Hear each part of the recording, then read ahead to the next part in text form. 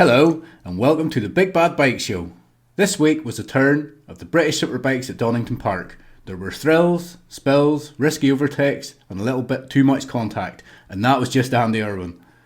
I'm your host, Sam McCauley, and with me as always, and still the only one not to have missed an episode, it's the up north biker, Ash Hall. I'll do. And making it a full house for the first time in 4 weeks, it's our anchor, it's Chris Chippy Ballard. Hello.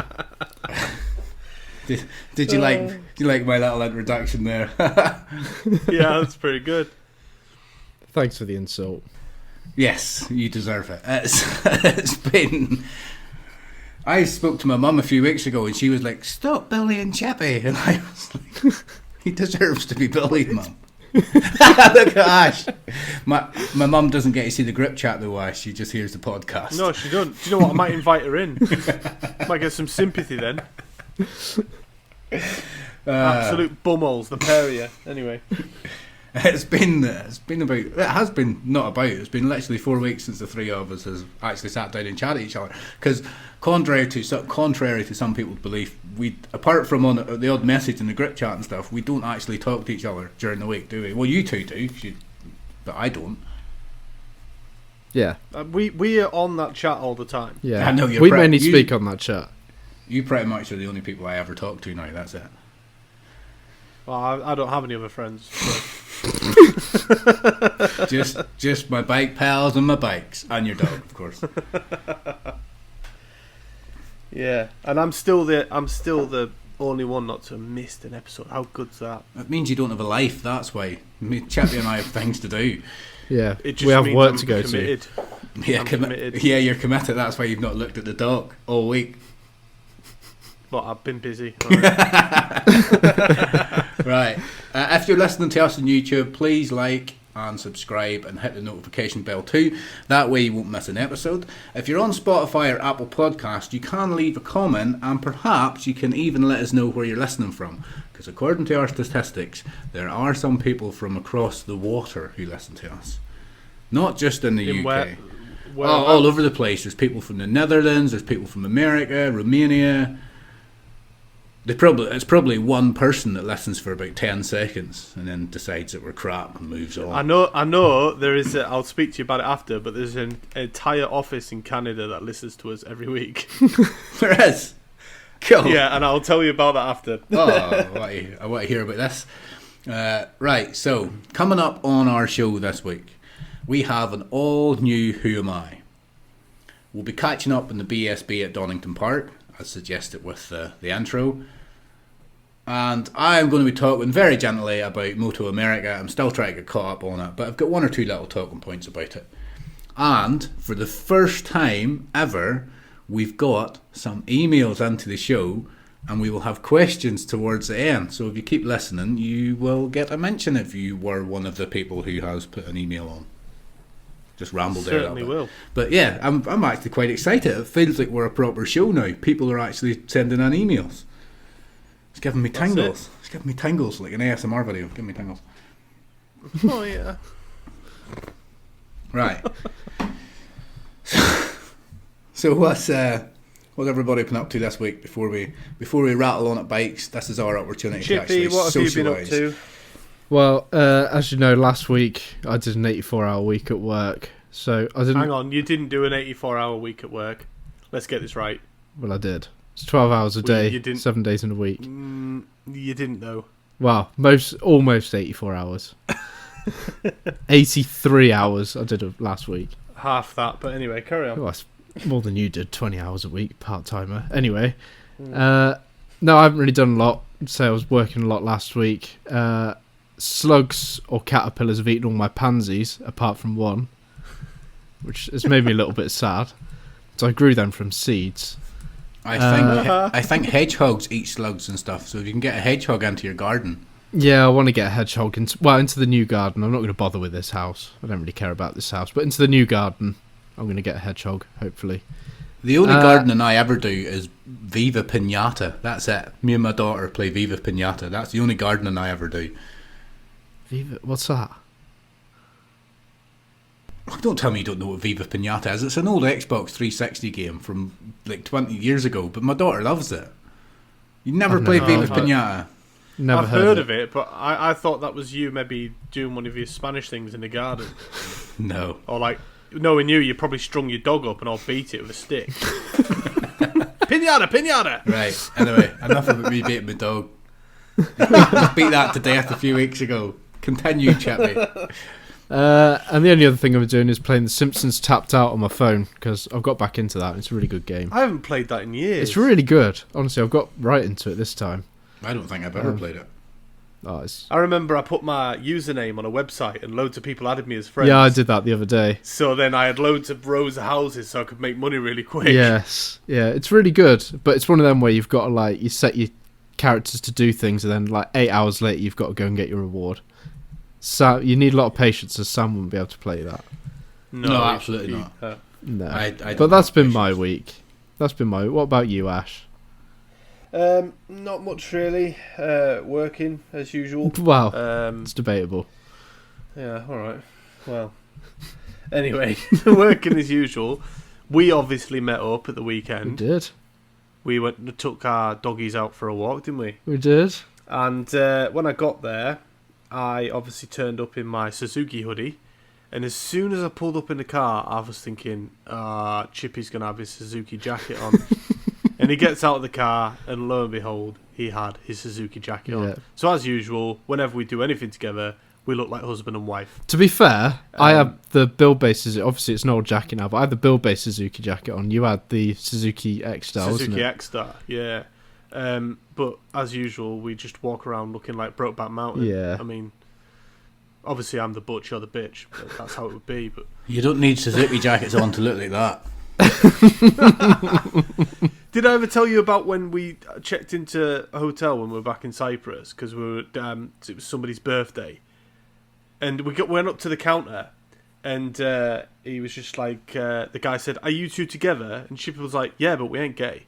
Well, yeah. Like, cheers, Chippy. This guy clearly thinks that now because you just totally put it out there. Well, I don't want us to get the wrong idea. Yeah, but he got that idea as soon as you said that. Wow. Because he laughed hysterically. Anyway, that's all I've been up to. Sam? I don't have much exciting of my own personal life because my life just revolves around my two children, of which both of them went to birthday parties this weekend. Somebody else's birthday party, which is even worse because that means you have to go and, like, even though it was just very briefly, but I had to deal with other people's kids and I can't be doing that. I've just about got enough love. I've got about enough love and patience for my own kids, my cat and my dog, and my wife, obviously. But everything else outside that bubble, I have no patience for. So other people's kids, I'm just like, get to fuck. You know, I'm all nice. I do like silly things in front of them and all, but you know, I act a clown. But inside them, I really hate it. I'd hate that. I couldn't be done with. I do know the feeling. Chippy, you've got this to look forward to. Other people's kids. I don't want to do other kids' birthday parties. They do things like they're there, they're getting all hyped up and sweets, and they run around kicking things, they kick over chairs and stuff, and a parent will be like, "Oh, they're like that when they're young," and it's like, no, they don't have to be. Just fucking tell them off. Just I can't be dealing with it. I might just have dogs. You've got all this to come, Chippy. No, I'm just gonna have dogs. All this to come. No, you're not going to the way yet. Apart from that, I have recently discovered, I didn't know this before, it didn't really dawn on me. So you know the way if you get like a pack of spinach, I eat spinach quite a lot, you maybe don't, but you know the way you get a pack of spinach or a pack of broccoli, or even like the little plastic bag that your dishwasher tablets come in? Yeah. If you look at the back of them, it tells you how to recycle them bags. It says recycle with other bags at supermarkets. And if you go to a supermarket, you can see the area where you stuff in all your plastic bags. So I have madly got into recycling now. Every bag I get, whether it's a bag of spinach or any sort of tot, I look at the back of it to see if I can recycle it. And I've now got a separate bin that I keep all my bags in. And then whenever I'm taking my daughter to gymnastics, I'm passing the Sainsbury's, so I pull into Sainsbury's and I recycle all my bags. I'm getting well into it. It's almost as boring as you. You're such a hippie. It's almost as boring as your garden. I am a hippie at heart, yeah. And apart from that, this week, Peace, man. this week after 10 years of trying, I can finally say I have properly, and I mean properly now, I have properly mastered the handstand. I did a handstand yesterday, and I must have held it for about a good 15 seconds. I just held it. I knew I could hold it. And I didn't fall down. I just stopped doing it. And then today, I was out at like a fitness session with a bunch of dudes. And they were all milling around talking about football, and I thought, well, I want to do a handstand. So I did a handstand, and it was another amazing handstand. I could have held it. I could be doing it now if I wanted. I just eventually had to stop. So I can say after 10 years of perseverance, I can, as a 37-year-old man, I can finally do a handstand properly. John, I thought finally mastered what all 8-year-old girls can do. No, they can't. John, do it I thought he was going to say. I thought he was going to say, after 10 years, after persevering for 10 years, I have finally, and I was expecting something like giving up drinking or, started doing something good, and he's like, I finally mastered a handstand. Can you do a handstand, Chippy? No, I can't do a handstand. No, and I actually seen a t-shirt online a few weeks ago that says, I love handstands, but it's upside down, so the only way you can read it properly... if somebody's doing a handstand, and I want one because I like doing handstands. Anyway, yes, I am a hippie. Okay, I'm a hippie at heart. I like doing, handstands and walking about with my hands and doing tricks and balancing and juggling and all other things that hippies do. Grow my hair and all other things that hippies do. I don't know how many times I have to say that, but all the things that hippies do. I like doing that. That's right. Not a hipster. Yeah. I'm a hippie. Like I say, the first time I ever met Sam, he was balancing a chair on his chin. So. I do that as well. Yeah. Right, anyway. Should we get on with it? Let's get on with the show.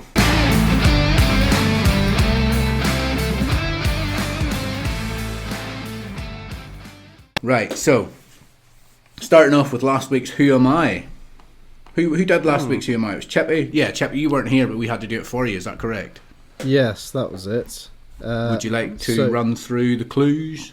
The clues. I was born in Italy in 1961. I won the 125 World Championship twice. I won 2 World Championships as team manager. Can I just say, you said mine was vague. That is unbelievable. But Sam got this. I don't think he messaged me in the week. I don't think it's incredibly vague because it does narrow it down. There's not many. It's not as vague as mine. There's not many Italians that have won the 125 championship and then went on to win the championship or win a championship as a team manager. So I think, to be honest, Chippy, I had to use the internet. I didn't just Google it straight away. I had to use the internet in the sense that I just had to do a little bit of investigation. But I would be lying if I said I didn't use the internet in some way to help me. But that's very honest of you. So Ash, it was one of them. No, I didn't even. It was one of, for me. It was one of them where I mentioned it last week. I could see the name in my head, but I just couldn't. You know the way you can hear and see something, but you just can't stop. You just can't get it to settle. You know that you know it. You just couldn't get it out. I was like, I need to see it. I know it. I just don't want to see it. The thing was, he was born in 1961, so I hazard a guess about what year he was riding 125, and I went into the 125 championship and I looked through to see the name, and then I seen it and I think that's who it is. And then about 2 minutes after I messaged you, Big Dazza sent an email with the answer, and I thought, well, then I was definitely right because Big Dazza's got it. And he said he only knew his second name, he didn't know his first name, and the answer was it was the late great Fausto Grassini. Yes. Who obviously died of COVID a couple of years ago, which is very sad. Very nice guy. But yeah, I thought that was quite a good Who Am I? How do you know he's a nice guy? Did you meet him? Well, no, but like you see him on the TV and that. Obviously, I've not met him. I've never met Mark Marquez, but I know he's a nice guy. He's recently been engaged, hasn't he? Well done, Mark Marquez. Well, I don't know if he is engaged. I think he's just got a girlfriend. Oh, that's it. He's settling down now for his retirement. Looked like she was wearing an engagement ring. Yeah, He'll be having a kid. I think I've read somewhere that in Spain it's quite common for women to wear a ring on that finger or something when they're not engaged. I don't know. I don't understand. He might be engaged, but I don't think he is. Okay. Why would they show a picture of each other's hands then? Well, I think it's just to show like he's got a. That's girlfriend usually now. look, I've been engaged sort of picture. Yeah, look at my ring. Yeah.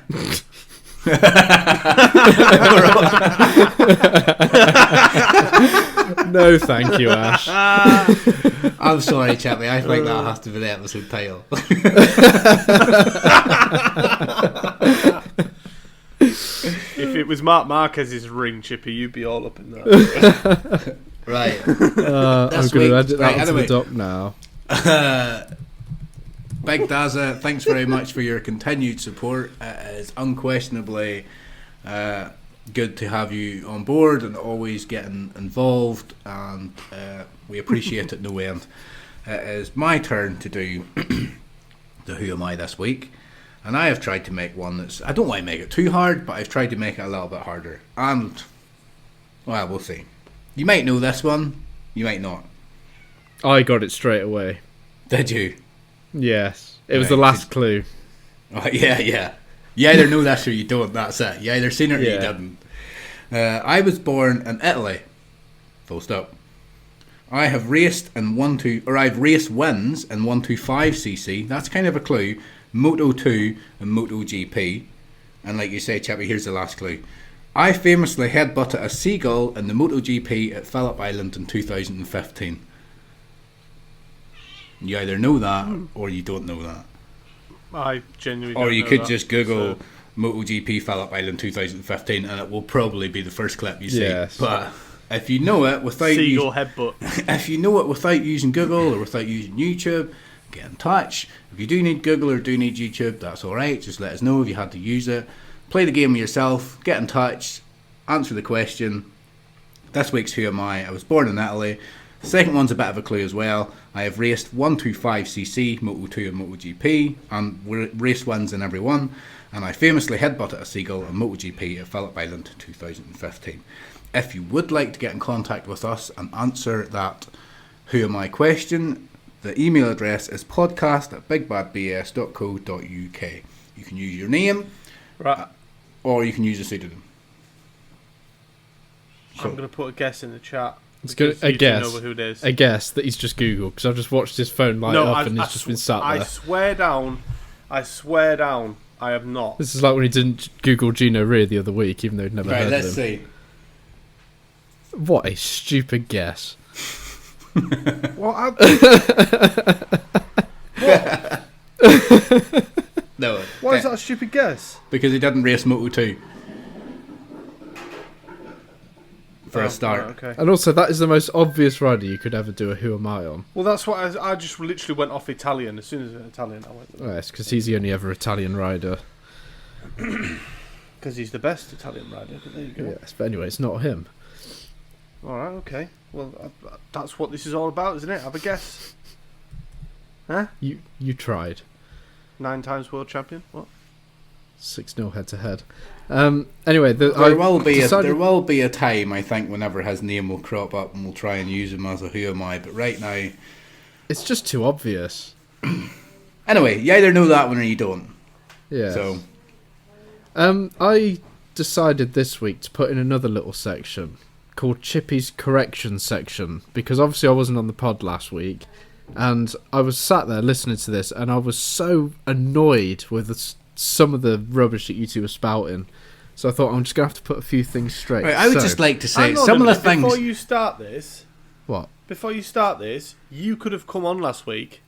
No, I was busy. I was doing an No, you 84-hour could've. week.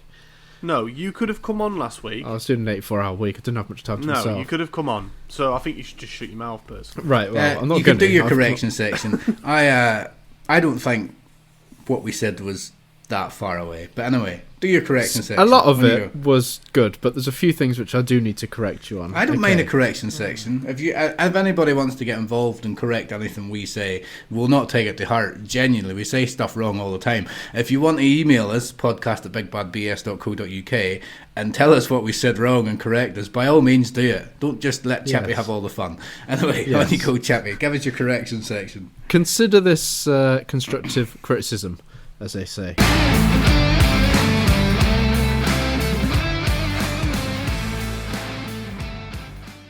Right, so Sam, your editing last week, I don't know what happened with the intro, but it just stopped dead.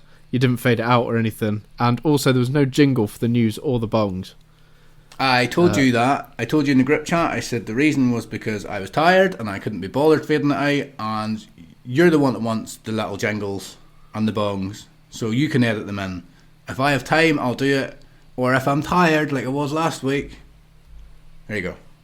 Okay, well that's fair enough, but that is my little criticism. And can I there. make a comment on the bongs?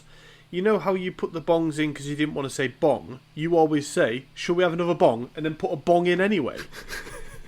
Yes. So what's the point of the bongs? You need a bong, because then you know it's the start of the next story. Well, don't say bong then. Yeah, but I need a when you edit bong, it, that's for sure. Right. Hippies and bongs. The next thing, both of you last week, you were talking about MotoGP. You kept saying Fernandez, but there's two Fernandezes in MotoGP, Raul and Augusto, and it wasn't very clear which one you were talking about. I mean, it's probably obvious to me that you're talking about Augusto, but it's not always obvious. But that doesn't mean we were wrong, Chippy. That doesn't mean you said correction. That doesn't mean we were wrong. It just means we weren't very informative. Yes, you weren't very clear. Right, this one's a personal one for me. You said, I don't like Richard Cooper. Do you want to read it off the chat? What? Do you want to read it off the chat? Or read it off the... Do you want to read it off the doc? What? Don't proofread it. Just read it off the doc. Read what you read there. Okay. No, because you've edited this. Right, basically you said I don't like Richard Cooper. I do like Richard Cooper. I love Richard Cooper. I'm a big fan of Richard Cooper.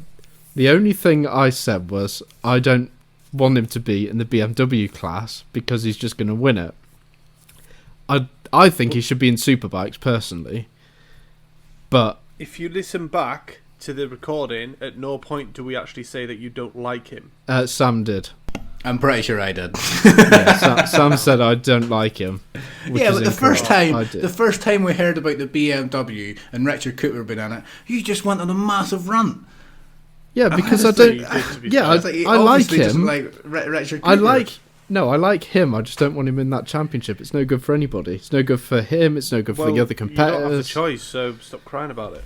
Well, anyway. That's good for the championship. It's good for the championship because they've got somebody in it that people might actually want to watch, which will boost viewers for the championship. That's why. Why he's there. Yeah, I suppose. In that sense, we don't want to watch Michael Rotter. Well, I like watching Michael Rotter, but he's on his way out. Definitely, you don't want to just watch some old man ride around all the time. You want somebody in there. Yes.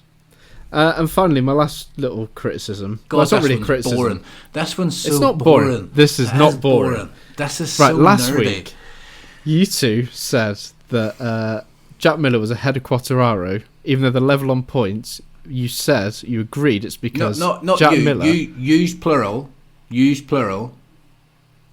What? Ash said. Well, yeah, Ash. I did. I had a guess at why it would have been. Yeah, and then Sam agreed. Sam agreed. Yeah, it's because Jack Miller is closer to the letter A in the alphabet, which is wrong, and this is why. This is going to sound really nerdy. Rule 1.28.7 says, in the event of a tie in the number of points, the final positions will be decided on the basis of the number of best results in the Grand Prix races, counting the number of first places, then the number of second places, and so on, until a result is obtained. For MotoGP, the sprint results will not be taken into account for deciding a tie. In the event there is still a tie, then the date in the championships at which the highest place was achieved will be taken into account, with precedence going to the latest result. That is what the rule says. Yes. And I wrote in the chat, or on the doc, I said, Sam knew this, Maybe not the exact words, but he still knew it. He was simply tired and couldn't be bothered trying to articulate it. I just went, yeah. Anyway, that is my little rant of last week. I just want to apologise to the listeners. Consider yourselves corrected. Yeah, I do as well, because that Chippy's correction section was boring. Oh my God. It was rule 128.7. Well, consider yourself corrected and don't make a mistake again. I will consider myself corrected. Thank you very much. Make sure you turn up to the podcast instead of being a little bitch. I'm tired. Well, I'm not here next week again. Oh, what? Well, I'm back. I'm doing another 84-hour week next week. It's my last one. Right, good. Again, if you would like to get in contact and correct us in anything we've said, or even say how boring Chippy's correction section is, podcast at bigbadbs.co.uk. Feel free to get in touch. And that brings us on to the news.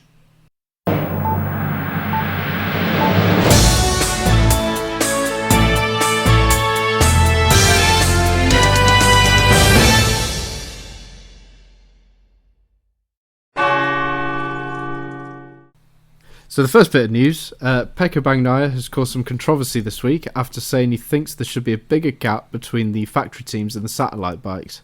However, he has come out and said his comments were taken out of context, and he was answering a question about safety and why there has been an increase in accidents. He used an analogy because years ago there was more of a gap between the top riders and the others. Okay. I'm not sure about this, because whenever he's come back out and said, "Oh, I was just answering a question," I'm a bit like, "I'm not sure if you were, pal." I think you might have been answering a question, but I think he let his emotions run away with him, because yes, that's how I see it. And now he's come out to try and defend himself. No, he was ultimately answering a question that was asked to him in media, but I think he let his emotions get away with himself. Yeah, I think he's sort of backtracking a bit. And the reason I think he's talking shite is because he has thrown 45 points up the road. 45 points that he didn't need to waste. He wasn't even in a race. He was comfortably leading one race, and he was comfortably sitting in second in the other race, and he threw them up the road. And that's why he's in such a tight battle at the minute. And if he wasn't in such a tight battle, he might have raced differently last Sunday, and he might not have crashed with Vinales, and that could have been maybe even just another 16 points. So there's potentially 61 points. He could be potentially 62 points ahead, even more. But for definite, he's thrown 45 points up the road that he didn't need to lose. He's tried to blame. I'm glad he hasn't, though, because it's making it more interesting. It is, and 45 points isn't a great deal, but now, admittedly, I got this from another podcast. I didn't think of this myself. But if you look at Tony Arbolino, and if you look at Holgado, despite not having a sprint race, so an extra pot of points every week, they're almost in the same points as Pecco Bagnaia, and they don't have a sprint race. So it just goes to show championships are closer. Yeah. So realistically, I come back to them 45 points. He should be comfortably ahead. Yeah. I think he struggles to handle the pressure. But I remember years ago, whenever MotoGP was struggling, they were trying to get more bikes in the grid, and they had I don't know the terms they used. They had like full factory bikes. They had satellite bikes, but then they had open bikes as well. Do you remember that? They used to have open bikes which were much cheaper manufactured, and they even had two mini championships within the same grid, because you used to have first, second, and third would line up in Parc Fermé, and then the top open bike would also go into Parc Fermé, because the open bikes were never going to beat the MotoGP bikes, never. So the fact that you could be top open bike, I'm going back to like 2008 or 9, I'm not sure. But that was because it was just for expenses, to try and keep the cost down, so they could get more bikes onto the grid. And the reason they wanted to do that was so that in the future they could get to the standard they're at now. Anyway, I just went on a tangent there, and I can see by your faces you just want me to shut up and carry on. No, we didn't. It wasn't a tangent. It's just your internet went tits up, and you just went blah, blah, blah, blah, blah, basically. Oh well, come through in my My audacity, okay, so let's just keep going. Yes. Just sounded funny. Another bong? There are doubts over whether Johnny Garnett will return at all this year after suffering a serious head injuries and bleeds on the brain. And they're possibly also looking into an existing injury in his neck as well. Well, that's not, that's I wouldn't have expected him to come back this year, not with all that. No. I thought he'd be back before the end of the year. It's not a nice it's not a nice topic or not a nice subject to talk about. He's such a young lad. No. He's obviously. I don't know if he still does, because he might reevaluate what he wants to do, or how many parents might sit down and talk about it. But he had such a good potential and a good career in front of him, and I don't want to make too much fun of it.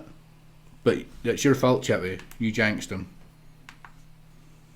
You jinxed him. Yeah, you did, because we were talking about it a few episodes ago, and you were begging him up, and all I said was, what if he doesn't have a good season? And you went, he's going to win the championship unless he gets injured. So yeah, you jinxed him. Your fault. Yeah. Well, I'm sorry, John, Anyway, but I didn't mean to jinx you. No, honestly, we're all hoping he can make a good recovery. Yes. If he comes back to motorbike racing, which, let's be honest, it's usually once you get the bug you can't stop. So if he comes back to motorbike racing, I hope he makes a full recovery and can continue on his upward trajectory and into a good stellar career. The only positive really this season is because he's so young, he could only do the British Talent Cup in the British Series. So he's not, he's already won that, so he's not going to miss out too much by not competing this season. But obviously he was in Europe as well. If he wants to move up next season, it's that time on the bike. But again, whenever you're that age, I don't really have motorbike racing experience to fall back on, but I've got other experience of other things. Whenever you're that age, your bounce back ability, there's a word, is you're a lot more prone to just get stuck in, aren't you? Yeah, exactly.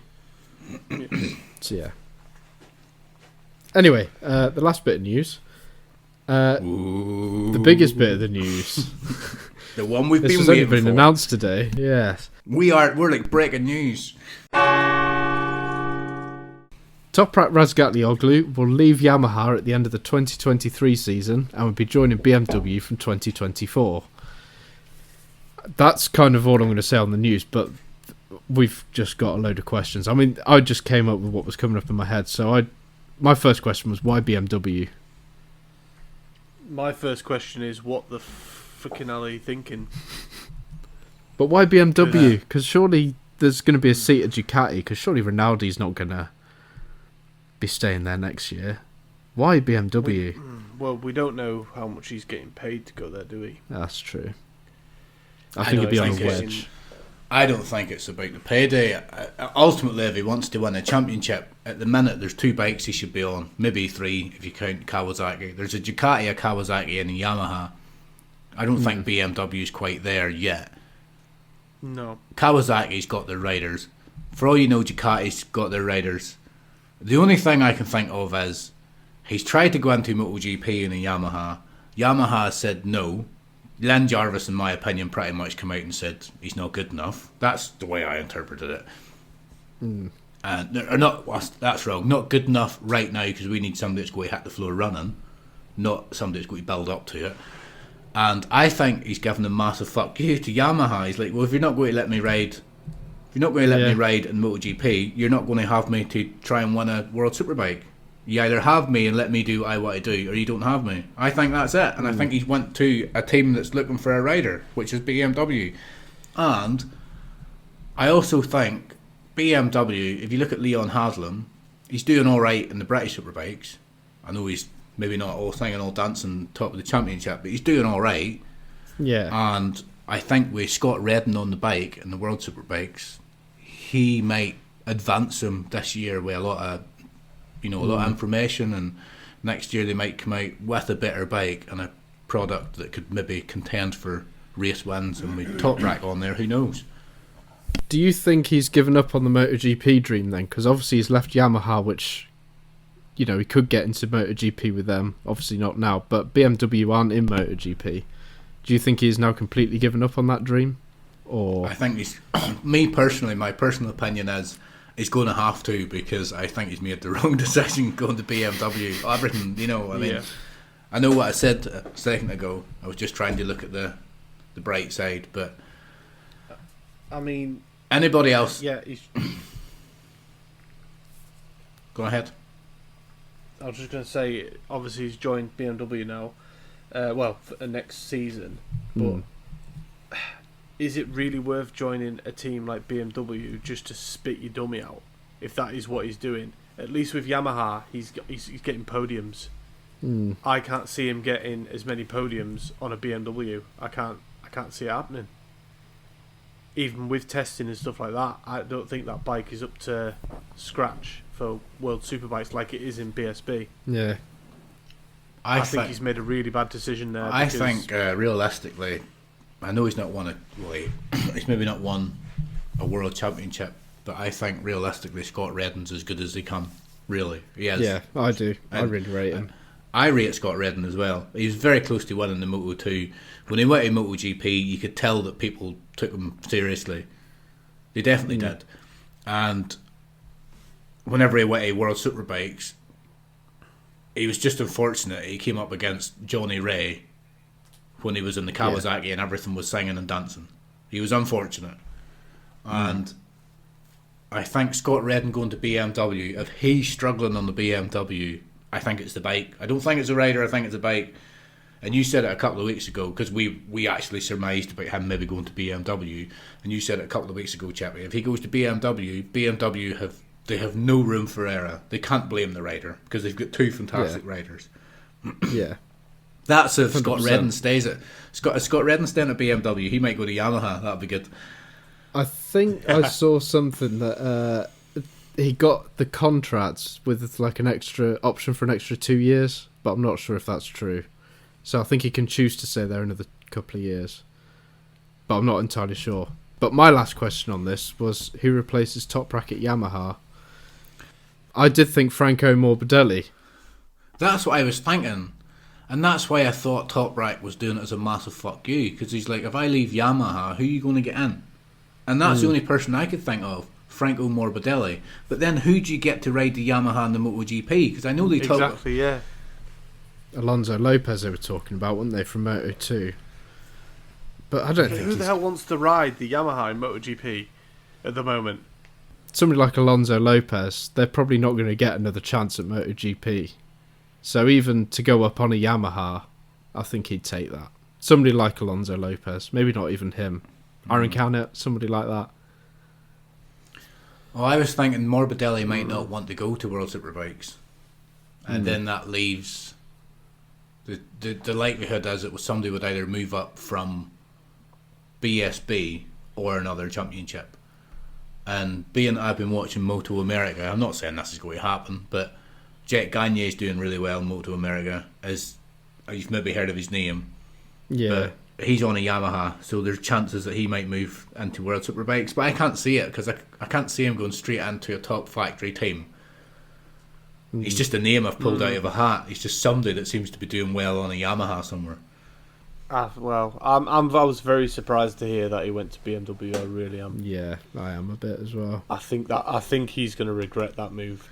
Ultimately, I'm not that surprised, because we talked about it a few weeks ago, didn't we? We did, yeah.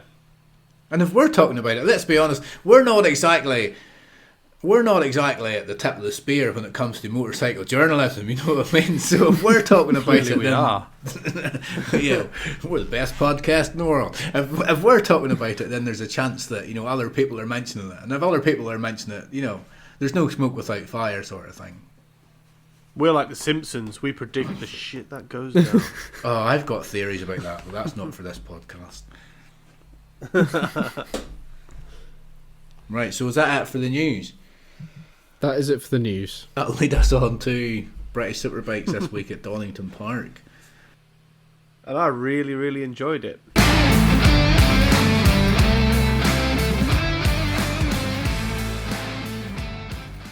Chippy, did you watch it, or was there something else on? Like, was there maybe some snooker on, or you maybe just couldn't be bothered watching it this week?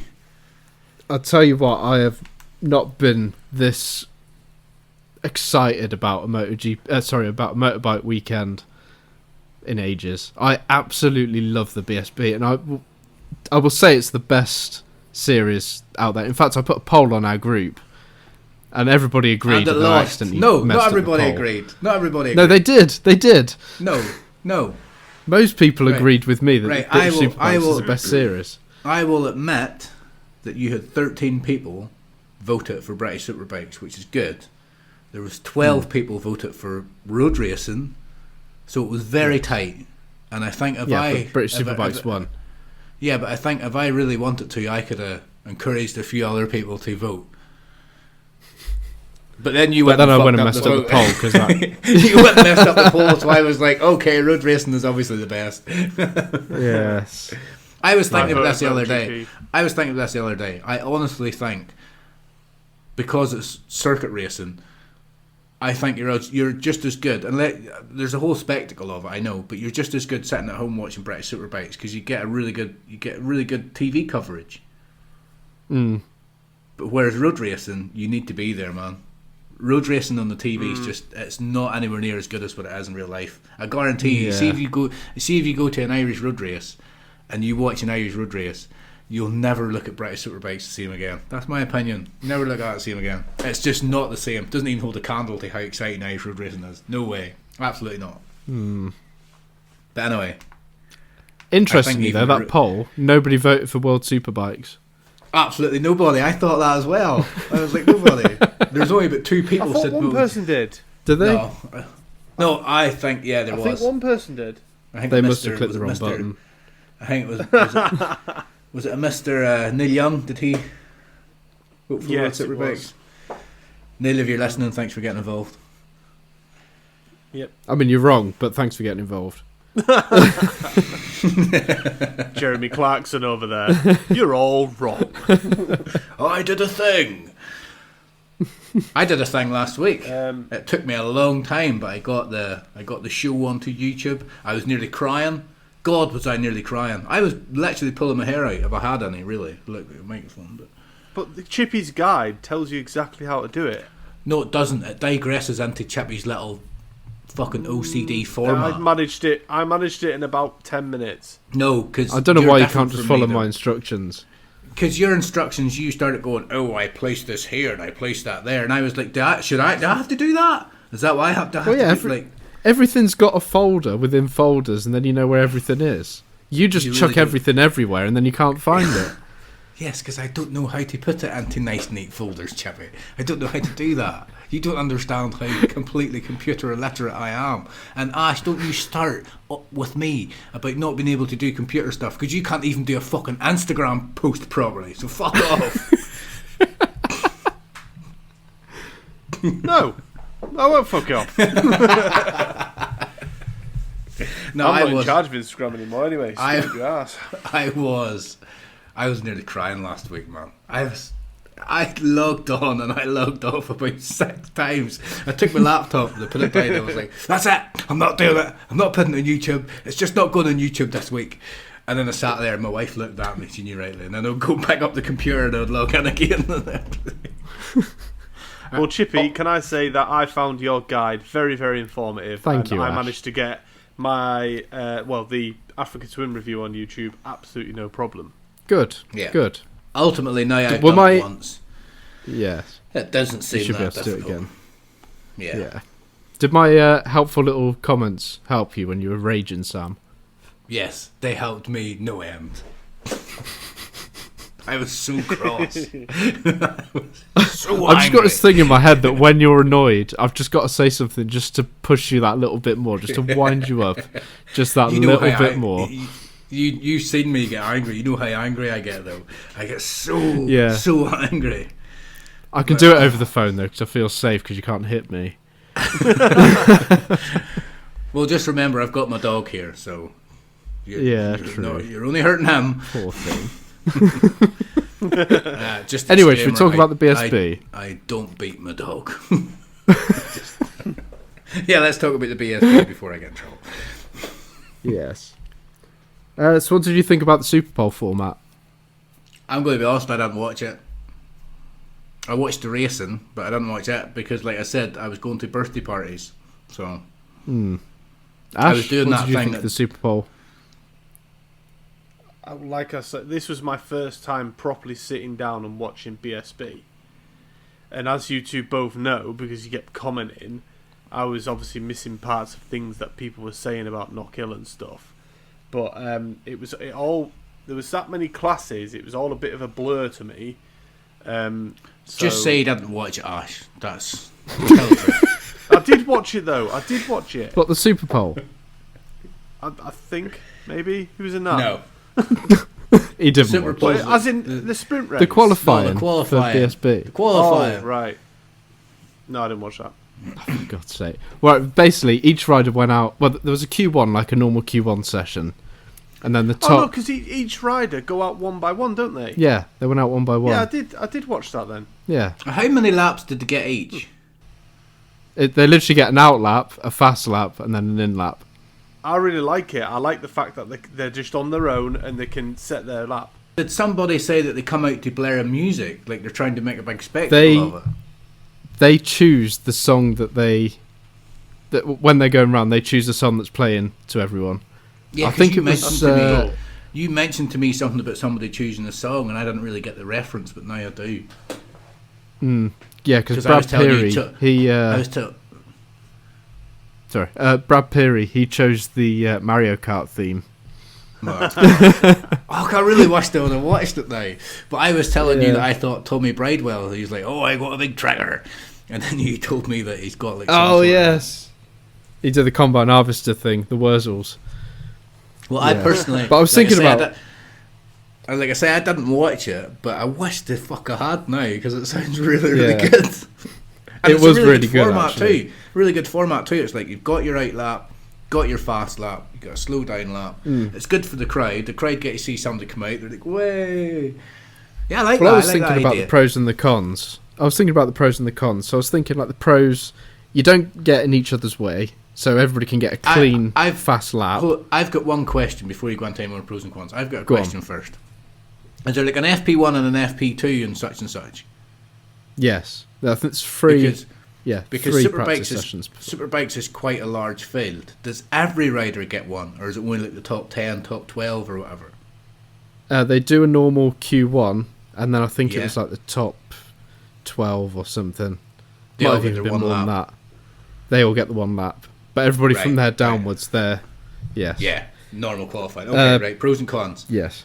Yeah, the pros, I thought nobody gets in each other's way, because they get a nice clean lap, nobody's there.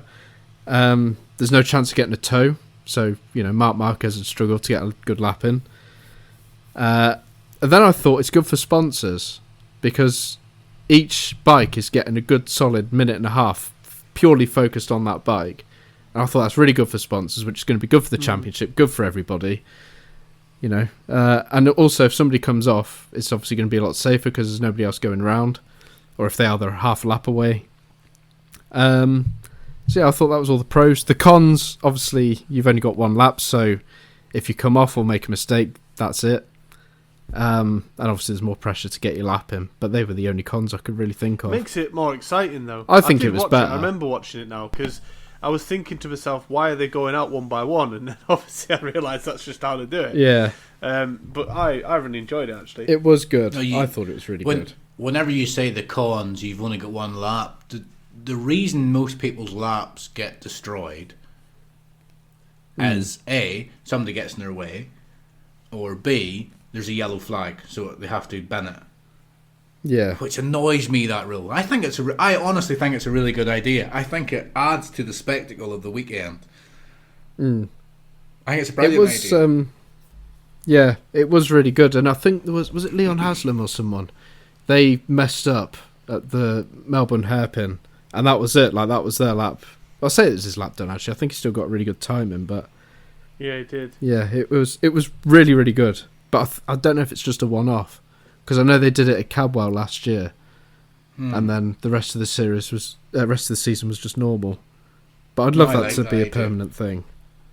because it annoys me whenever you watch qualifying and any other like MotoGP or Moto3 or something, and it does happen in other categories, but it annoys me when people go out qualifying, they're sitting at pit lane looking for people, and then they go out and they're looking over their shoulder, and it's like, just fucking ride your bike, Jesus Christ. And then next thing you know, they crash and there's a yellow flag, and it really pisses me off. So I am on board for anything that is exciting and can stop the bullshit. And this sounds, to me, it sounds really exciting. It sounds good. It sounds like something that the fans can engage with. Like you said, it sounds like something that the sponsors can get aboard with. Everybody's got one lap. They can't complain. Nobody's going to get any bothered by yellow flags. It's easier to clean up a mess. I honestly, and also, I think it could be adopted. I was thinking as well. Yeah, I was thinking as well, because in like MotoGP, if say you're Bagnaia or whatever, and you put in a solid time, if you then think I could just like throw the bike down the road in the second sector, and then nobody else can get a time in, I've got pole position. I'm surprised more riders don't do that. But some of that the would take that commentators element away. The commentators have sometimes mentioned that, but they always say it like a joke. But you're always thinking, but they could. It doesn't. They could. Doesn't take much to just run wide into the gravel and then just kind of drop it and be like, oh, I fell over. Yellow flag. Sector 2. You can't use Sector 2. Oh, your lap's gone. Oh, great. This is my only set of qualifying tyres. Gone. Ruined by a yellow flag. Yeah. Yes. I think it's I've just seen the picture that you put into the chat, Chippy, of the playlist of all the songs that each rider had. Yeah. And if I had to pick one, it would have been Kyle Ride, Insomnia, Faithless, brilliant song. Yeah. And also Christian Idden, Entrance, Set You Free. Yeah. They would be either one of them I'd choose. There were some good songs in there, to be fair. Yeah. There was or maybe even Peter Hickman, In Too Deep by Sum 41. I'd have to play that. I can't remember how that goes. Tommy Bridewell, Combine Harvester. Well, you got a big tractor. Charlie Nesbitt had the Wurzels as well. I know it sounds a little bit cliche, but Josh Owens, Fleetwood Mac, The Chain, class. That is a good song, isn't it? But it's just too entwined with Formula One, isn't it? Yeah, it always makes you think of Formula One, that song. It's such a good It does, but it's such a good The song. only good thing Charlie about Formula Nesbitt. One is that song. No, the Wurzels Blackbird. I was thinking of Freebird there by Leonard Skinner. So, definitely, Bradley Perry Mario Kart theme. That's the winner. That clinched it. That's definitely the best one. Absolutely has to be. I think for me, it has to be Kyle Rides. Insomnia, Faithless. What a song! You're just saying that because it's kind of riding you right up his arse this week. No, I'm genuinely genuinely not. Right. No. Oh, I knew Kyle Ride was going to win. Insomnia. Go and suck on a fat one. The last Kyle few Ride's weeks, song Insomnia has been. I'll tell you what. Chippy and I have already made our predictions for the next British Superbikes. Where's the next British Superbikes at? I forget. I think it might have been Knock Hill. They mentioned it once or twice over the last weekend. Yeah, but Ash so it's at Knock Hill. So it's at Knock Hill, the one you're going to, but I still didn't realise. So the one you're going to, we've already made our predictions. I think O'Halloran's going to go well there. He did a double last year. I'm pretty sure he did, looking back at the results. So that's my prediction for... Who was your prediction, Chippy? I'm going to have a look, because I actually can't remember who I said now. Oh no, I went with Bridewell, didn't I? Oh yeah, of course. I love Tommy and I went with Kyle Ride. Can I just say, the last few weeks, Ash, is you've been going on like these little fantasies about... You seem to have this real love thing for like KTM, and then it's it's Kyle Ride this week. Well, I was just about to say my underdog rider, my new like sort of, because you always say, you pick riders which are like mediocre and shit, but I like an underdog, and Charlie Nesbitt, cool. You only like him because he's Hawk Racing. No, he got sixth place in one of the races. That's mint for him. Yeah, it's good. There you It's go. a good result for there him. you go, Charlie Nesbitt. You got an endorsement from Ash Hall, and your name mentioned to the Big Bad Bike Show. You've reached the big time. But Kyle Ryde is on fire at the moment, and I think he's awesome. Right, anyway. I do like Kyle Ryde. And I love the livery of his bike as well. The black and gold, it looks class. Get a grip. I don't really Black like the and bike. gold is- No, I'm not a big fan of that. I No, don't like it not for either, me. really. Not for me. It reminds me of like a Yamaha R1 because they brought a matte black Yamaha R1 out with gold rims. No, I don't like it. I don't like it that much. I think the Beer Monster Ducatis are really nice, and Yeah. I like Don't say it. Leon Don't say Haslam's it. BMW. Yeah, that's nice as well. Nah, the BMW, the FH. No! No! They are nice bikes. Don't get me started on FHO. It's And I not. love are how nice. they spit flames out the back. Oh, shut up, Ashley. And they remind me of Petronas Yamaha. Yeah, yeah, right. Patronus colours. Right, They're this is a cool. thing. They are just ripping off that Patronus colour.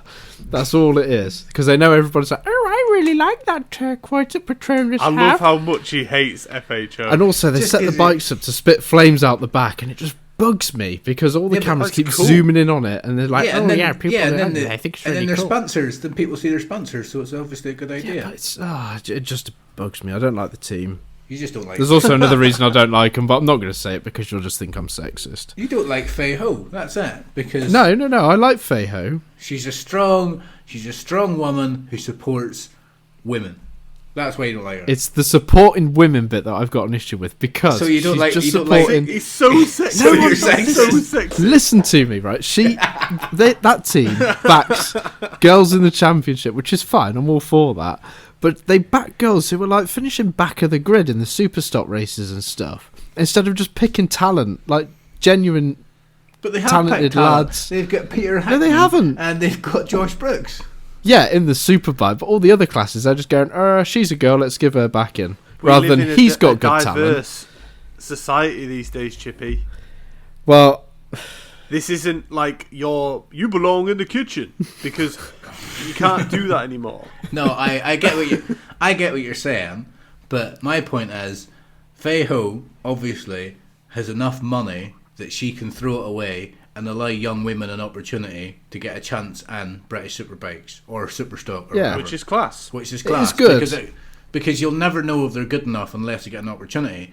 And Yeah. there might be a young 4, 5, 6, whatever year old girl who's sitting today watching British Superbikes over her mum or dad's shoulder, and she might see one of them young lasses and think, I want to do it, and she might be Valentina Rossi Valentina Rossi. You never know. You never know yeah, who's well, watching. that's good. I'm And all that for wouldn't having happen. girls. And that wouldn't happen if there wasn't someone like Fei Ho who was willing to take the chance on other women. Yes, but So the thing stop is, being so fucking sexist. I'm not being sexist. I'm all for having girls in the championship. I like it. It's nice to see. And I was Chloe Jones, I think it was. Did We're quite not well in talking one of about the- umbrella girls here. We're talking about girls No. racing. Yes, and I like to see it, but I just think Yes. back good talent, not just women. Rant over. Yeah, but the umbrella girls are important too. Right. Actually, another thing, Fei all this Ho. started- right, Fei Ho right, is right. engaged. Fei Ho is engaged to the series director Stuart Higgs as well. So he All runs this BSB. started- All this started because Ash said he likes Kyle Wright's livery. Just because I like FHO. And Yeah. then we prove how sexist Chippy is even more. Not Right. really. Some more talking points about the British Superbikes before we get into it. Yes. Andy Irwin has got 3 penalty points and he drops 3 grid positions for the next race, and we all know why. I briefly mentioned it in the intro. I personally don't think Andy Irwin's a dangerous rider. I think he was just tried a little bit too hard, maybe. The thing is, he doesn't learn. He's done it so many times, and Yeah. he's always getting into trouble. But I like him. I really like him, and I think he's good for the championship. It's kind of like chasing your tail. You make one mistake, and then you have to try and make up for that mistake. So you try even harder, and then you make another mistake, and then you're like, oh balls! And then you just keep getting into this habit of you just trying really hard, and ultimately he just ended up crashing. When really what he should do is he should just take his time and just try and finish a race. Yeah. That's Mark Marquez I'm talking about, not Andy Irwin.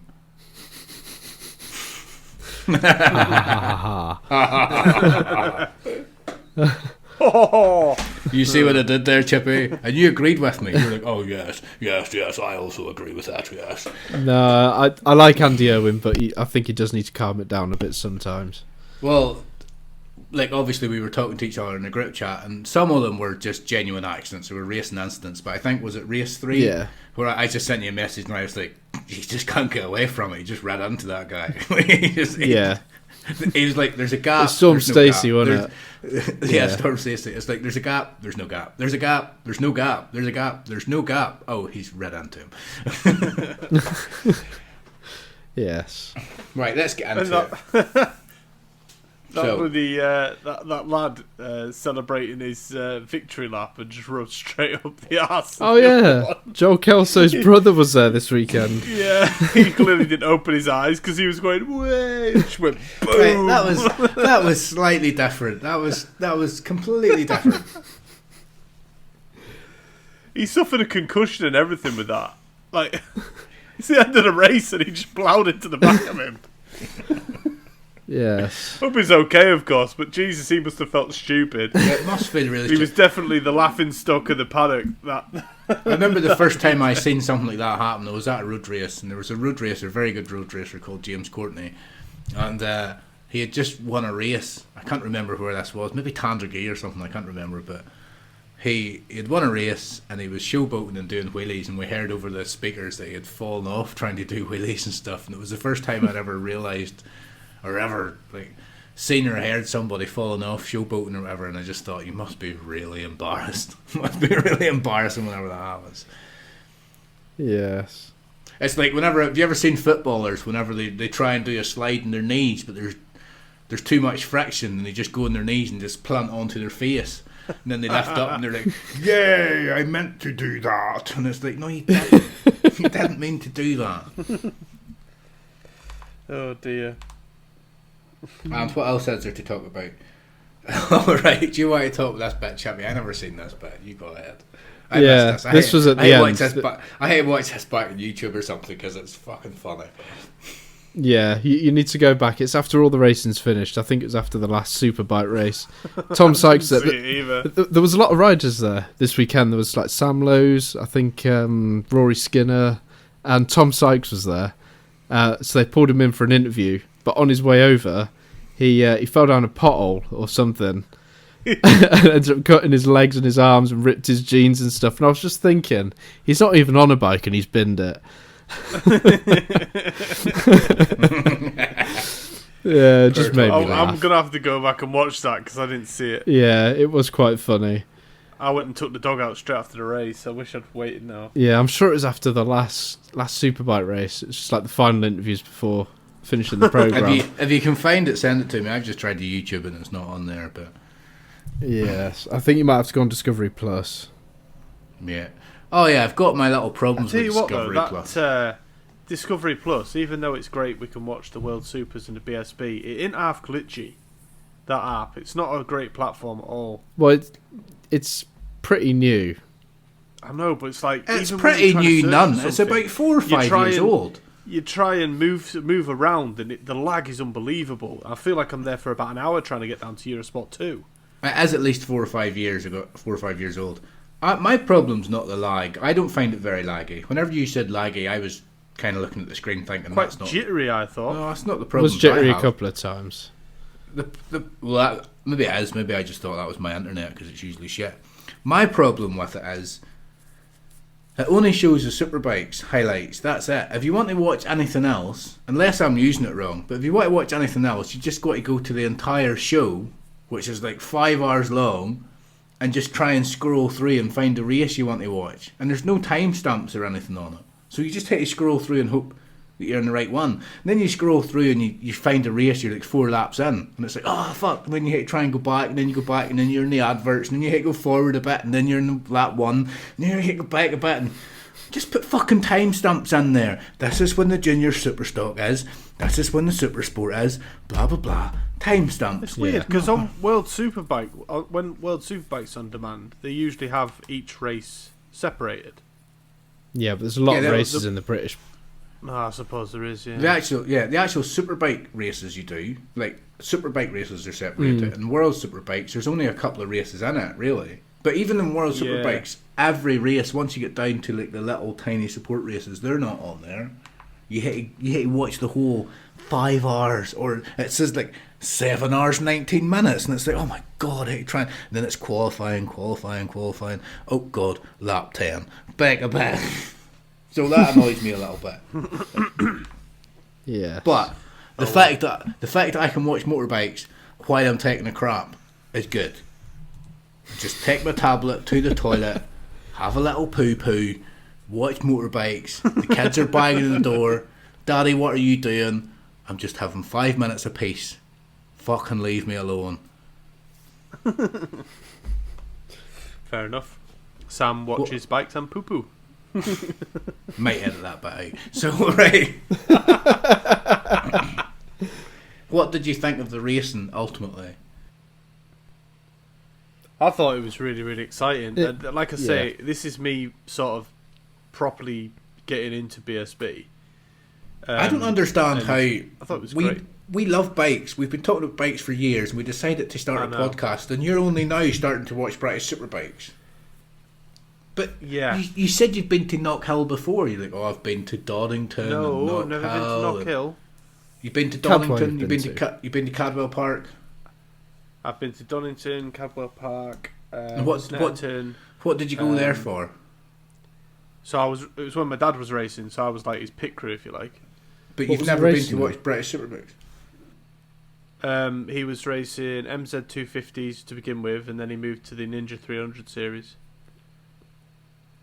You sure it just wasn't? Sure it just wasn't a track day, and he told you it was racing? No, it's genuine racing.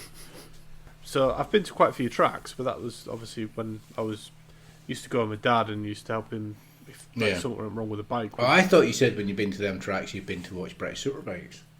No, I've only ever been to one British SuperBikes, and that was when I rocked up on my little 125 years ago, and it's when they were at Croft. Don't think they race at Croft anymore, do they? That was the last time. That's the only time I've been BSB. So, what race did you enjoy the most? The sprint, race 2 or race 3? I think race 2 I enjoyed the most. Yeah, I'm going to agree with when the safety car came out. Yeah, because Kyle Ride came off, didn't he? And obviously he didn't come off too badly, but his bike flipped and there's debris everywhere. Is the Superbikes like Super Sport? If you crash, you're not allowed to rejoin?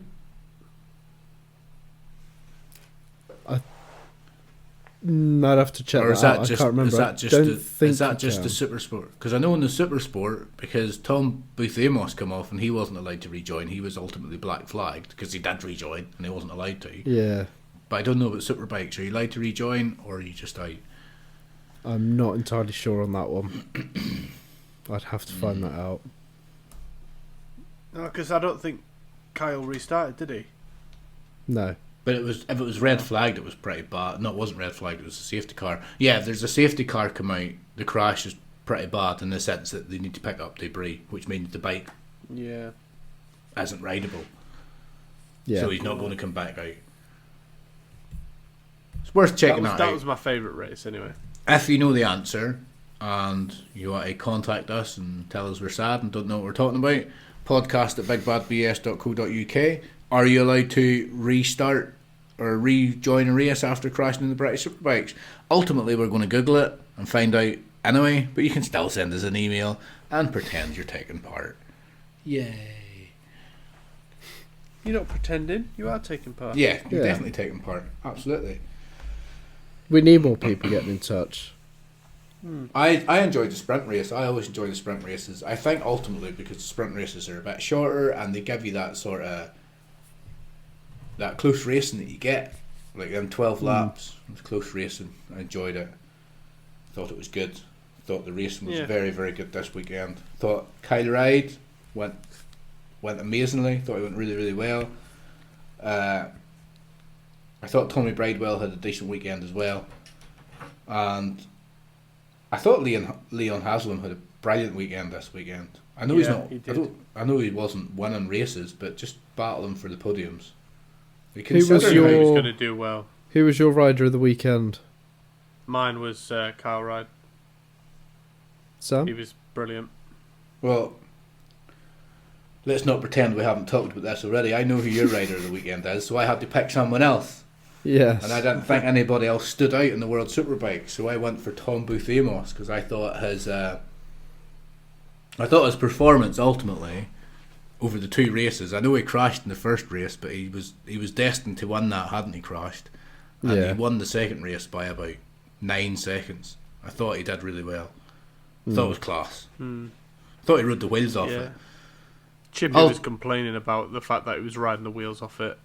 No, I just thought he wasn't using his head very much. He was 8 seconds in the lead, and he was still pushing to the limit. And I thought the amount of times he's come off this year. I get that. I understand that. I've seen that as well.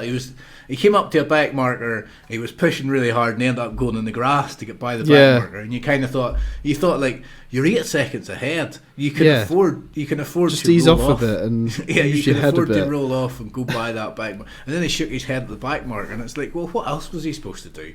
I seen that as well. I seen that, and I thought you just need to calm it down a little bit. But I think he was just in that zone. He just was like, I'm just going to like ride the wheels off it.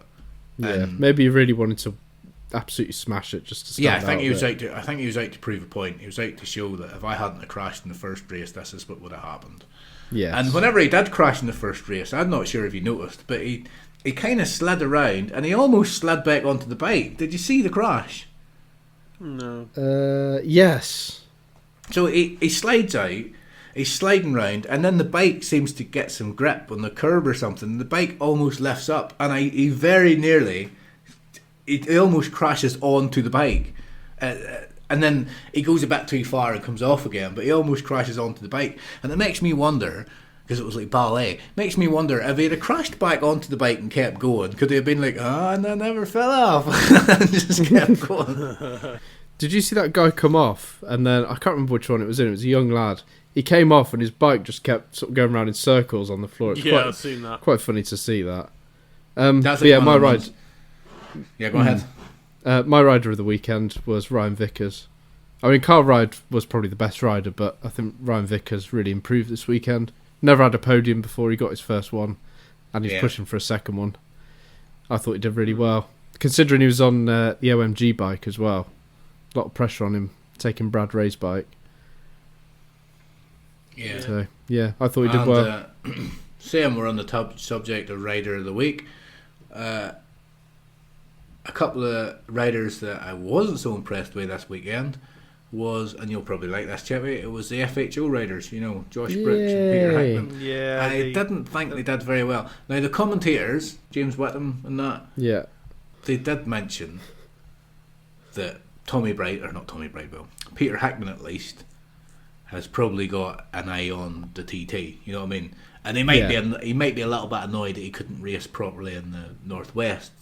So you can kind of give him a bye ball, but even then I'm still like, I can understand that. Still think he could have done a bit better. I don't think he had a great weekend. And then Josh Brooks as well. So, but who am I to say? They had a bad weekend, that's it. Tom Sykes went well round there last year. But obviously he's not in British Superbikes this year, but that is the one round he actually did do quite well in last year. Maybe he should go back to British Superbikes. No, he should retire. We know this. Well, have you got anything else to add? No, that's all I've really got for British Superbikes. As I mentioned, I watched a little bit of Moto America. I haven't watched it all because there's a lot of motorbikes to watch this weekend if you're watching it all. Like, I've got the British Superbikes to watch, which there's a lot of races, a lot of classes. And there's quite a lot of Moto America as well. So I watched the actual Superbike races. Jet Gagne is just killing it. He's won 2 races out of 2 this weekend. And all the other sort of names you'd expect to be up there is up there, like Cameron Beaubier and whatnot. But Jet Gagne is doing really well. The only real noteworthy thing, which I was going to talk about in Moto America, was during the Twin Cup. So they got this one championship called the Twin Cup, and They went out, right? So it was one of the first races of the weekend. They went out. They're all pretty young lads and lasses because there's a couple of girls that ride in it as well. They're all pretty young. They're going out. It's a 14-lap race. It gets to about lap 3 or 4 and it starts to rain. Now by about lap 5, a couple of riders are putting their hand up saying the rain's getting bad. And they're all going round. And Moto America's just trying to keep the race going because if it gets to 2/3 distance they can get a result. Yeah. So anyway, the guy that's leading the race is called Gus Rodeo. I know that sounds a bit funny because he's an American, but Gus Rodeo is racing and he's leading. So he's the first guy to come to the wet patches, alright? So it's at lap 7, lap 8, he comes round the corner, he doesn't even give it much gas, his back end goes out, he flips off, pretty nasty little crash. The bike doesn't roll too much, it slides out, and literally 5 seconds later, about 10 riders all just fall off at once because it's too wet, and then the red flags come out. There was literally 5 seconds between Gus Rodeo falling off and the red flags coming out, right?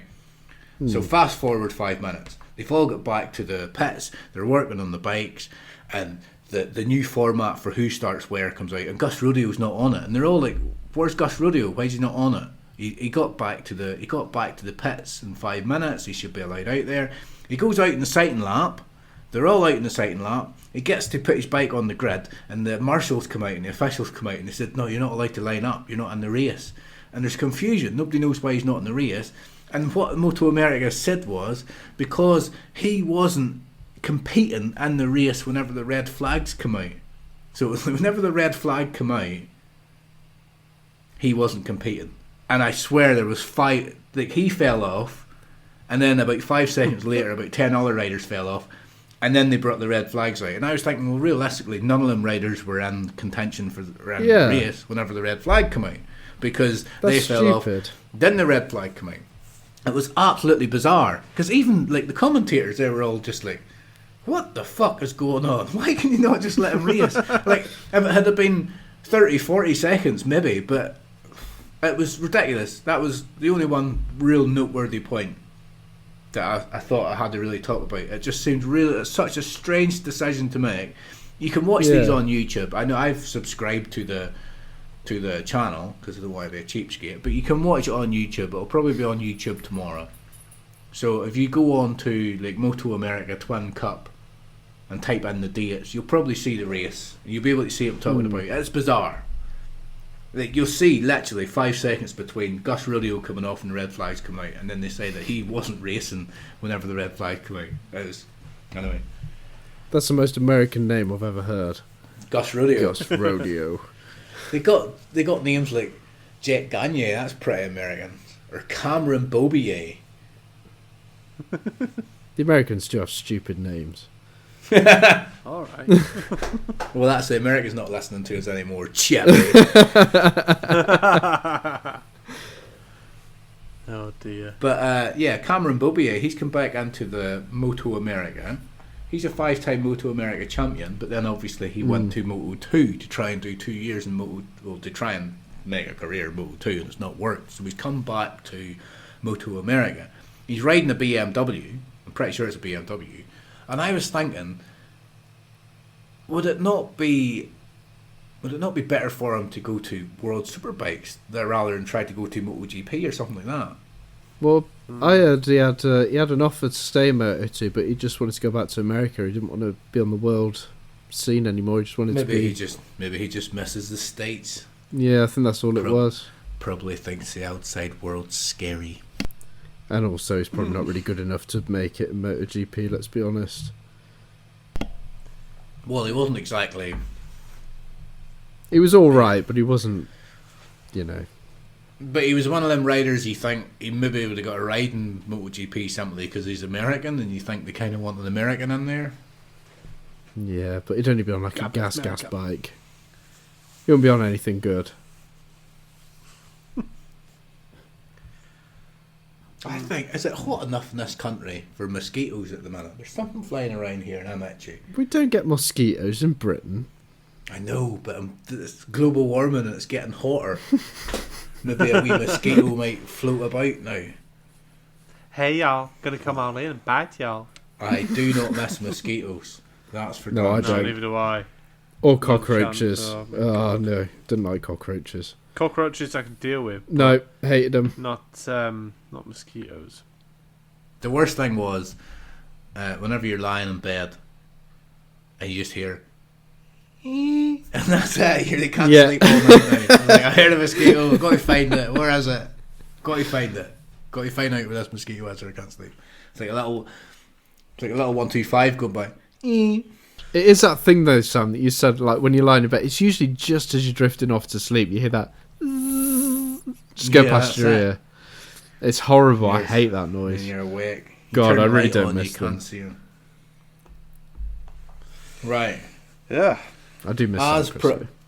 As promised, if there's nothing else to talk about with the motorbikes, we have a couple of questions. Ooh. We have been emailed. We are a proper podcast now. Right. So the first question. I don't really know how to do this. I don't really know how to put questions forward because we've never had it before. This is all kind of new. It's new to us. But the first question goes, hi guys. Question for you for your pod. Are all makes and models of bikes able to have the frame and or seat lowered for short legs, height riders? So for riders who are short, basically, can you have the seat lowered in all makes and frames of bikes? Or is it just some makes and models? And that's from Babsy. Babsy. Well, I can answer that question. So it's not actually the frames that get lowered, it's the you can do it with lowering links in the suspension, or you can just get fully upgradable and adjustable rear suspension. That's the way that you could lower the bike itself.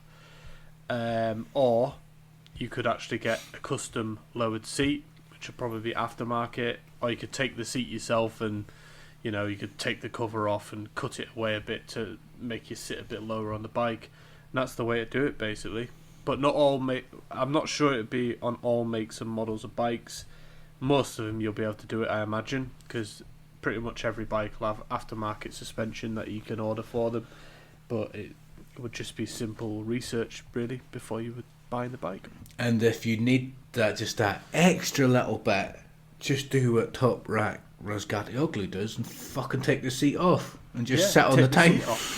Just sit on the tank. Sit on the tank.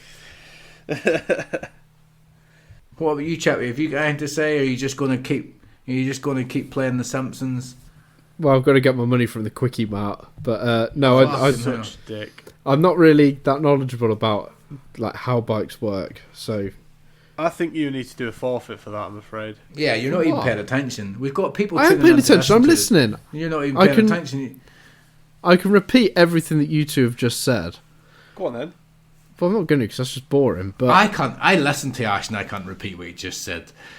The thing is, Ash still owes 2 forfeits. You still owe 1. What do I owe a forfeit for? For dropping the C-bomb a few weeks ago. You still haven't done a forfeit for that. And Ash dropped one as well.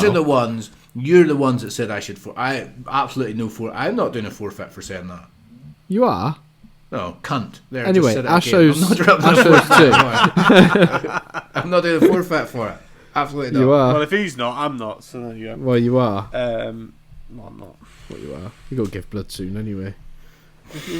Yeah, you will have to give blood. You might as well do it now. Just do it and get out of the way. No, because if she gets a point, she's not going to get a point. By she, he means Anna Carrasca. If Anna Carrasca, because she has a name. So if Anna Carrasca gets a point, she won't. Because she's a woman. It's not because she's a woman. Yeah, so that's the answer to that question, Babsy. Thank you very much for emailing in. And we have a second question. That's just like buses. You wait ages for one, then all of a sudden 2 turn up. Right. So this is from Mr. Stuart Monroe. He says, hey guys, thinking of getting into biking. Other half has almost given a green light. Starter bikes for new riders. What suggestions do you have from experience? And again, that's from Stuart Monroe. So it sounds like he's been gently gingerly dipping his toes into the bike world. No, I was thinking more gingerly just dropping little hints and comments to his wife or his planting missus. the seed. Or his... Well, he just says other half, so he's been saying to his other half that, thinking about getting a motorbike. And basically, his other half has not said no. So Well, if it was me and I was... I think you should get the biggest and loudest Harley Davidson you can find. No, I wouldn't go for that. If it was me, I would be going for a Suzuki SV650. They're a really, really good all-rounder and really reliable.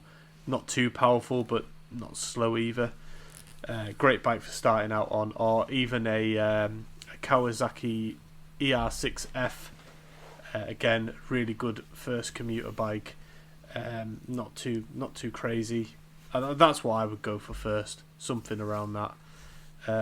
Maybe even a Honda Hornet 600. Good little commuter bikes. Not too expensive. And then once you get used to it, you'll be able to sell it for what you bought it for pretty much and get something bigger. Yeah. If you're in a position where you still need to do your test, this happened to me for a long time, where you're still thinking you need to do your test and you're a little bit reluctant to get a 125. I know there is a bit of a stigma about getting a 125. Apparently they're becoming very popular now. But if you've got a bit of stigma about getting a 125, get that out of your head, because it's fine. Just ride about in a 125 if you need to. Like, trust me, just do it, because if you don't have that 125 and you keep telling yourself you're going to do the test, you might not end up doing it. But every time you ride your bike, no matter what size it is, you remind yourself of why you want to be a biker and why you want to ride a bike, and then that keeps giving you that momentum and that push to eventually do the test and eventually get a bigger bike like Ash was talking about. Yeah, I mean, obviously Sam would recommend probably the YBR 125, and I would as well. Great bike. Cheap. It's not the the greatest looking bike in the world, but no, it gets you from A to it's B. ugly as hell, but it does exactly what it needs to do. The only other bike I would recommend as a 125 really would be the CBR 125. I've just got a quick question on Go on. 125s. What do you think about? Obviously, like, it's a 125. Most of them have L plates on, but when they have like the Repsol Honda livery on it, do you think that looks a bit daft? Because I do. No, I there was one at work today. Somebody. Yeah, that's the one I've seen. Yeah, that's what I just think thought it was of. Class. I don't know on a 125. This depends. If there's a 17-year-old on that bike, I would think, fair play, young lad. You like bikes. You've got something you liked. If I was on that bike, I would think, you fucking loser. Look at the state of you. You're a 37-year-old Is it a bit man. like... Yeah. Yeah. Is it a bit like wearing football shirts? Yeah. Like, it's acceptable when you're a young lad, but when you're older, it's like, a bit whenever tragic. Whenever you're 8, you can wear a football top, shorts, socks, boots, shin pads, just to go to the shop. But whenever you get to our age, even wearing a football top is no longer acceptable. Yes. And the reason Ash thinks... football shirt. Yeah, I know, because it's for children. The reason Ash thinks 125, my YBR 125, is ugly is because it's not a little boy racer motorbike, and that's all you like. You just like little boy racer motorbikes. No, I don't. Yes, you do, because since I've met you, you've just been in a constant midlife crisis. That's what you are. You just love little racing motorbikes. That's it. Well, considering the next bike I'm going to get is... No, every time, whenever I told you I was thinking about buying a bike, you kept showing me bikes, and every bike you showed me was a little 125 racing bike, and it's like, I'm nearly 40, I don't need to be riding about in a little pretend racer. But I also told you to go for a Honda Varadero 125, which is like a 125 adventure bike. They're great. I got the best bike going, little YBR, class. Yeah, amazing. I don't know. I just think if you're going to get a 125, I just think you can get some cool looking ones. That's all I'm saying. Would you ride about with Repsol livery and all on? Absolutely. No, I wouldn't. Absolutely not. I wouldn't. Absolutely. No, I wouldn't. No problem with that. No, I wouldn't either. I wouldn't. But I can't ride a bike at all, so... I'd feel cringy riding about on it. Well, that's your opinion. I think they're cool. There you go. So yeah, definitely get some experience on a 125 before you go for that big bike. Absolutely. Yeah. Unless you already have some, then in which case, crack on. Do you know what I would like? And I've heard it's the first good bike, and it's a bike I would really like. I've mentioned it to you before. The Royal Enfield 650 Meteor, Super Meteor. Yeah, I mean that's an A2 bike, so you don't have to have a full. You don't need a full license for it. You don't need a full one for it. But yeah, I mean the Royal Enfields. Yeah, they brought them back. Obviously, remaking them. I believe they are made in China. So I don't know what the reliability is going to be like on them. The build quality, I know they're not great, because I know somebody that had a Royal Enfield in Cyprus and it fell to bits on them. But if you're going just for that look, then absolutely, they're a great looking bike. Yeah, definitely look at that. But then if you're going to get a Royal Enfield, you may as well get the Himalayan. That's cool. Yeah, but the Super Meteor is a good looking bike, cool looking bike. Yeah, they are a cool looking bike. I really think Chippy should at least try and sort of go for getting a bike. At some point I might, but I've kind of got bigger priorities at the minute, like buying a house and stuff. That kind of has to come first, really, buying a house over a motorbike, for me. Well, not for me.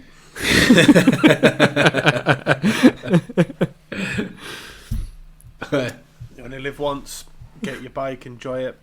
Right, let's get back into it. So, right, well, that was our questions that we had from Babsy and from, who was Stu the Monroe. other gentleman? It was a Mr. Stuart Monroe. Thanks very much, guys, for sending us emails. We really do appreciate it. It's nice to know that we're being listened to. Apparently, there's a whole office in Canada that listens to us. I can't wait to find out more about this.